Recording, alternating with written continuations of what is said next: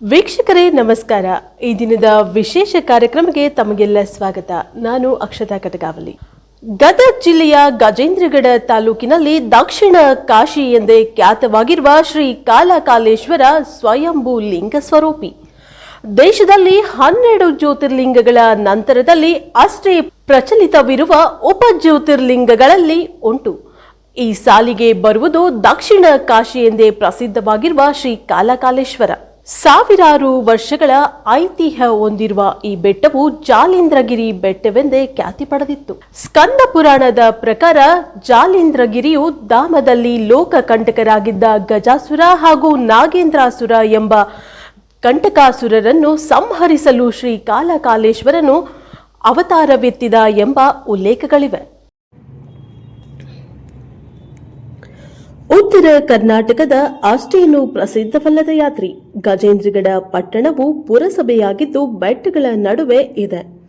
ಅದರಲ್ಲಿ ಒಂದರಲ್ಲಿ ಕಾಲಕಾಲೇಶ್ವರ ರೂಪದಲ್ಲಿ ಪೂಜಿಸಲ್ಪಡುವ ಶಿವ ದಕ್ಷಿಣ ಕಾಶಿ ಎಂದೇ ಕರೆಯಲ್ಪಡುತ್ತೆ. ಶಿವನ ಸುತ್ತುವರಿದ ಕಾಲಕಾಲೇಶ್ವರ ದೇವಾಲಯವಿದೆ. ದೇವಾಲಯಕ್ಕೆ ನಿಮ್ಮನ್ನ ಕರೆದೊಯ್ಯುವ ಕೆಲವು ದೊಡ್ಡ ಮೆಟ್ಟಿಲುಗಳಿವೆ. ಇದು ಉದ್ಭವ ಲಿಂಗವನ್ನು ಹೊಂದಿರುವ ಸಾಂಪ್ರದಾಯಿಕ ದೇವಾಲಯವಾಗಿದೆ. ಅಲ್ಲಿ ನಾವು ಅದೇ ಆವರಣದಲ್ಲಿ ವೀರಭದ್ರ ದೇವಾಲಯವನ್ನು ಸಹ ಕಾಣಬಹುದು. ಆದರೆ ಗಮ್ಯಸ್ಥಾನದ ಮಹತ್ವವು ಯಾವ ಕಥೆಯಲ್ಲಿದೆ ಎಂದು ನೋಡಿದ್ರೆ ಒಬ್ಬರು ಖಂಡಿತವಾಗಿಯೂ ಆಶ್ಚರ್ಯಚಕಿತರಾಗ್ತಾರೆ. ದೇವಾಲಯದ ನಿರ್ಗಮನದ ಹೊರಗೆ ಅಂತರಗಂಗೆ ಎಂಬ ಸಣ್ಣ ಚೌಕಾಕಾರದ ನೀರಿನ ಜಲಾಶಯವಿದೆ. ಇದು ವರ್ಷ ಪೂರ್ತಿ ನಿರಂತರವಾಗಿ ಪೀಪಲ್ ಮರದ ಬೇರುಗಳಿಗೆ ಉದ್ದಕ್ಕೂ ಕೊಳಕ್ಕೆ ಬೀಳುವ ನಿತ್ಯ ಹರಿದ್ವರ್ಣ ಜಲ ಸಂಪನ್ಮೂಲವಾಗಿದೆ. ಇದು ಬೇಸಿಗೆಯ ಶಿಖರಗಳಲ್ಲಿಯೂ ಸಹ ಹರಿಯುತ್ತದೆ ಮತ್ತು ಅಜ್ಞಾತ ಬೇರನ್ನ ಹೊಂದಿದೆ ಎಂದು ಹೇಳಲಾಗುತ್ತೆ. ಇನ್ನು ಈ ಸ್ಥಳ ಮಹಿಮೆ, ಸ್ಥಳ ಪುರಾಣ ಏನು ಅಂದ್ರೆ ಇನ್ನು ಅದ್ಭುತವೆಂದ್ರೆ ಈ ತಾಣಕ್ಕೆ ಸಂಬಂಧಿಸಿದ ಕಥೆ ಇದೆ. ಇದು ಕೆಲವು ಜೀವಗಳನ್ನ ಬಲಿ ತೆಗೆದುಕೊಂಡಿದೆ. ಹೌದು, ಕನ್ನಡಿಗರ ಹೊಸ ವರ್ಷವಾದ ಯುಗಾದಿಯ ಹಿಂದಿನ ರಾತ್ರಿ ಸಂಭವಿಸುವ ಪವಾಡದ ಬಗ್ಗೆ ಇನ್ನಷ್ಟು ತಿಳಿದುಕೊಳ್ಳಲು ಪ್ರಯತ್ನಿಸಿದರೆ ಬಯಸಿದ ಧೈರ್ಯಶಾಲಿ ಜನರು ಇವರು.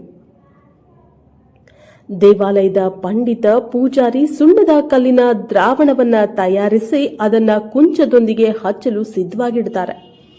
ಮರುದಿನ ಬೆಳಗ್ಗೆ ಕೆಲಸಗಳು ಮುಗಿಯುತ್ತವೆ. ಆದರೆ ದೇವಾಲಯವನ್ನು ಸ್ವತಃ ಚಿತ್ರಿಸಲಾಗುತ್ತದೆ ಮತ್ತು ಇದು ಪ್ರತಿ ವರ್ಷ ತಪ್ಪದೇ ಕೂಡ ನಡೆಯುತ್ತೆ. ಅದರೊಂದಿಗೆ ಇಡಲಾದ ಹುಕ್ಕಾವನ್ನು ಮರುದಿನ ಬೆಳಗ್ಗೆ ನೋಡಿದಾಗ ಬಳಸಲಾಗುತ್ತಿದೆ ಎಂದು ತೋರುತ್ತದೆ. ಇನ್ನು ದೇವಸ್ಥಾನಗಳ ಮೆಟ್ಟಿಲುಗಳನ್ನ ಏರಿ ದೇವಸ್ಥಾನದ ಪ್ರವೇಶ ದ್ವಾರ ಬಳಿಯಲ್ಲಿ ಮುಗಿಲು ಕಡೆಗೆ ಮುಖ ಮಾಡಿರುವ 2 ಶಿಲಾ ದೀಪಸ್ತಂಭಗಳು ಕಾಲಕಾಲೇಶ್ವರ ಭಕ್ತರ ಮನಸೆಳೀತಾ ಇವೆ. ಪ್ರತಿ ವರ್ಷ ಹೊಸ್ತಿಲ ಹುಣ್ಣಿಮೆಯಂದು ನಾಡಿನ ಹಲವಾರು ಊರುಗಳಿಂದ ಆಗಮಿಸಿದ ಭಕ್ತಸ್ತೋಮ ಕಾರ್ತಿಕ ದೀಪೋತ್ಸವವನ್ನು ನಡೆಸ್ತಾರೆ. ಕಲ್ಲಿನ ದೀಪಸ್ತಂಭಗಳಿಗೆ ದೀಪ ಹಚ್ಚಿ ಸಂಭ್ರಮಿಸುತ್ತಾರೆ. ದೀಪದ ಪ್ರಜ್ವಲತೆಯಿಂದ ಏಕಶಿಲಾ ಬೆಟ್ಟದ ಬೆಳಕಿನಿಂದ ಕಂಗೊಳಿಸ್ತಾ ಇರುತ್ತೆ. ಬೆಟ್ಟ ಏರುವಾಗ ಹನುಮಂತ ದೇವರ ಮೂರ್ತಿ ಭಕ್ತರಿಗೆ ಸ್ಫೂರ್ತಿ ನೀಡುವಂತಿದೆ. ಶ್ರೀ ಕಾಲಕಾಲೇಶ್ವರ ದ್ವಾರ ಬಳಿಯಲ್ಲಿ ಶ್ರೀ ವೀರಭದ್ರೇಶ್ವರ ಮೂರ್ತಿ ದರ್ಶನವಾಗುತ್ತೆ.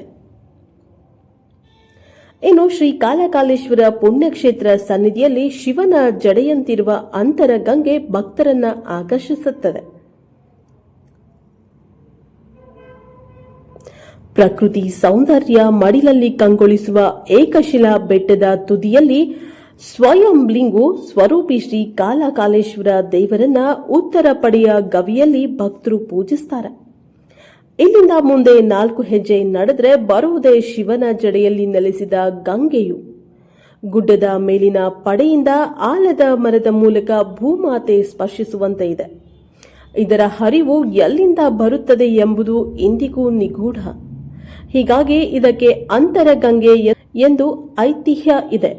ದೇವಸ್ಥಾನಕ್ಕೆ ಬರುವ ಭಕ್ತರಿಗೆ ಕಲ್ಲಿನ ಮಹಾದ್ವಾರ ಬಳಿಯ ವಿನಾಯಕ ಮತ್ತೆ ಶ್ರೀ ಹನುಮಾನ್ ದರ್ಶನ ಮರಗಿಡಗಳು ಭಕ್ತರನ್ನ ಮಂತ್ರಮುಗ್ಧರನ್ನಾಗಿಸುತ್ತದೆ.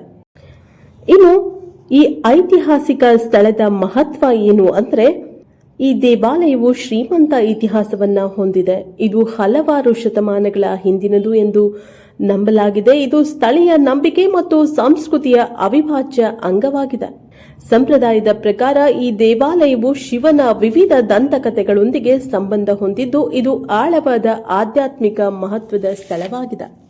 ದೇವಾಲಯವು ಸಾಂಪ್ರದಾಯಿಕ ಕರ್ನಾಟಕ ದೇವಾಲಯ ವಾಸ್ತುಶಿಲ್ಪವನ್ನು ಪ್ರದರ್ಶಿಸಿದರೆ ಇದು ಸಂಕೀರ್ಣವಾಗಿ ಕೆತ್ತಿದ ಕಲ್ಲಿನ ಕಂಬಗಳು ಮತ್ತು ಪ್ರಭಾವಶಾಲಿ ಗರ್ಭಗುಡಿಯಿಂದ ನಿರೂಪಿಸಲ್ಪಟ್ಟಿವೆ. ಕಾಲಕಾಲೇಶ್ವರನ ಮುಖ್ಯ ವಿಗ್ರಹವನ್ನ ಸುಂದರವಾಗಿ ಕೆತ್ತಲಾಗಿದೆ ಮತ್ತು ಭಕ್ತರು ಪ್ರಾರ್ಥನೆ ಸಲ್ಲಿಸಲು ಮತ್ತು ಆಶೀರ್ವಾದ ಪಡೆಯಲು ಬರ್ತಾನೆ ಇರ್ತಾರೆ. ಮಹಾಶಿವರಾತ್ರಿಯ ಸಮಯದಲ್ಲಿ ಭಕ್ತರು ರಾತ್ರಿಯಿಡೀ ಜಾಗರಣೆ ಮತ್ತು ವಿಶೇಷ ಆಚರಣೆಗಳಿಗಾಗಿ ಒಟ್ಟುಗೂಡುವ ಸಮಯದಲ್ಲಿ ದೇವಾಲಯವು ವಿಶೇಷವಾಗಿ ರೋಮಾಂಚಕವಾಗಿರುತ್ತದೆ. ದೇವಾಲಯವು ವಾರ್ಷಿಕ ಜಾತ್ರೆಯನ್ನು ಆಯೋಜಿಸುತ್ತದೆ. ಇದರಲ್ಲಿ ಸಾಂಸ್ಕೃತಿಕ ಕಾರ್ಯಕ್ರಮಗಳು ಮತ್ತು ಧಾರ್ಮಿಕ ಪ್ರವಚನಗಳು, ವಿವಿಧ ಉತ್ಸವಗಳು ಕೂಡ ನಡೆಯುತ್ತವೆ. ನಿಯಮಿತ ಪೂಜೆಗಳು ಮತ್ತು ಆಚರಣೆಗಳನ್ನು ಇಲ್ಲಿ ನಡೆಸಲಾಗುತ್ತೆ ಮತ್ತು ಭಕ್ತರು ವರ್ಷವಿಡೀ ಈ ಚಟುವಟಿಕೆಗಳಲ್ಲಿ ಭಾಗವಹಿಸುತ್ತಾರೆ. ಇದು ಕರ್ನಾಟಕದ ಅನೇಕ ತೀರ್ಥಯಾತ್ರೆಯ ಸರ್ಕ್ಯೂಟ್ಗಳ ಒಂದು ಭಾಗವಾಗಿದೆ. ಇದನ್ನ ಈ ಪ್ರದೇಶದ ಇತರ ದೇವಾಲಯಗಳ ಜೊತೆಗೆ ಹೆಚ್ಚಾಗಿ ಭೇಟಿ ಮಾಡ್ತಾರೆ. ಗಜೇಂದ್ರಗಡ ಬೆಟ್ಟಗಳಿಂದ ಸುತ್ತುವರಿದಿರುವ ಸುಂದರವಾದ ಪಟ್ಟಣವಾಗಿದ್ದು ಧ್ಯಾನ ಮತ್ತು ಚಿಂತನೆಗೆ ಅನುಕೂಲಕರವಾದ ಶಾಂತಿಯುತ ವಾತಾವರಣವನ್ನು ನೀಡುತ್ತೆ. ಏಕಶಿಲಾ ಬಂಡೆಯಿಂದ ನಿರ್ಮಿತ ಸುತ್ತಲಿನ ಗುಡ್ಡಗಳ ವಿಸ್ಮಯಗೊಳಿಸುವ ಕಲ್ಲು ಬಂಡೆಗಳು ಅನೇಕ ಮಹಿಮೆಗಳಿಂದ ಕಂಗೊಳಿಸುತ್ತಿವೆ. ಇಲ್ಲಿಯ ಬೆಟ್ಟಗಳ ವಿಶೇಷತೆ ಎಂದರೆ ಭೌಗೋಳಿಕ ಎತ್ತರದೊಂದಿಗೆ ದೈವಿಕ ಹಾಗೂ ಆಧ್ಯಾತ್ಮಿಕ ಎತ್ತರಗಳನ್ನು ಕೂಡ ಕಲ್ಪನೆಯ ವಸ್ತುಗಳಾಗಿದ್ದು ಪ್ರಕೃತಿ ದತ್ತವಾಗಿ ಏಕಶಿಲಾ ಬಂಡೆಯಿಂದ ನಿರ್ಮಿತವಾಗಿ ಮಹಾಧಾಮ ಗಿರಿಧಾಮಗಳ ಜೊತೆಗೆ ವರಧಾಮವಾಗಿ ಪರಿವರ್ತನೆ ಹೊಂದಿ ಯಾತ್ರಿಕರನ್ನು ಆಕರ್ಷಿಸುತ್ತಿದೆ.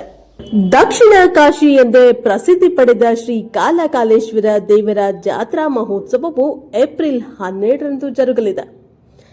ಕಾಲಕಾಲೇಶ್ವರ ಜಾತ್ರೆಗೂ ಗಮಗಮಿಸುವ ದವನ ಸಸ್ಯಕ್ಕೂ ಪಾರಂಪರಿಕ ಸಂಬಂಧವಿದ್ದು ದವನದ ಹುಣ್ಣಿಮೆಯ ದಿನ ನಡೆಯುವ ಜಾತ್ರಾ ರಥೋತ್ಸವದಲ್ಲಿ ಭಕ್ತರು ದವನ ಸಸ್ಯವನ್ನು ದೇವರಿಗೆ ಅರ್ಪಿಸಿ ಭಕ್ತಿ ಸಮರ್ಪಿಸುತ್ತಾರೆ.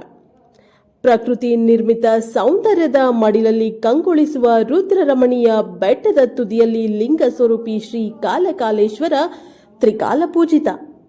ಏಪ್ರಿಲ್ 12ರಂದು ತೇರು ಎಳೆದ ಬಳಿಕ ಗಮಗಮಿಸುವ ಸುವಾಸನೆ ಭರಿತ ದವನ ಸಸ್ಯವನ್ನು ದೇವರಿಗೆ ಸಮರ್ಪಿಸಿ ಮುಡಿದುಕೊಳ್ಳೋದು ಜಾತ್ರೆಯ ಸಂಪ್ರದಾಯವಾಗಿದೆ. ಪಟ್ಟಣ ಸೇರಿದಂತೆ ಸುತ್ತಲಿನ ಗ್ರಾಮಗಳ ಕೆಲ ರೈತರ ತೋಟದಲ್ಲಿ ಬೆಳೆಯುವ ದವನ ಸಸ್ಯ ಕಿತ್ತು ಈಗ ಜಾತ್ರೆಯಲ್ಲಿ ಮಾರಾಟ ಮಾಡಲು ಸಿದ್ಧತೆ ನಡೆಸಿದ್ದಾರೆ. ಸಂಜೆಯ ಆಕಾಶದಲ್ಲಿ ನಕ್ಷತ್ರ ಕಂಡ ಬಳಿಕ ದೇಗುಲದ ಧರ್ಮದರ್ಶಿ ಶ್ರೀಮಂತ ಯಶರಾಜ್ ಗೋರ್ಪಡೆ ಅವರು ತುಪಾಕಿ ಹಾರಿಸುವ ಮೂಲಕ ರಥೋತ್ಸವಕ್ಕೆ ಚಾಲನೆ ನೀಡುತ್ತಾರೆ.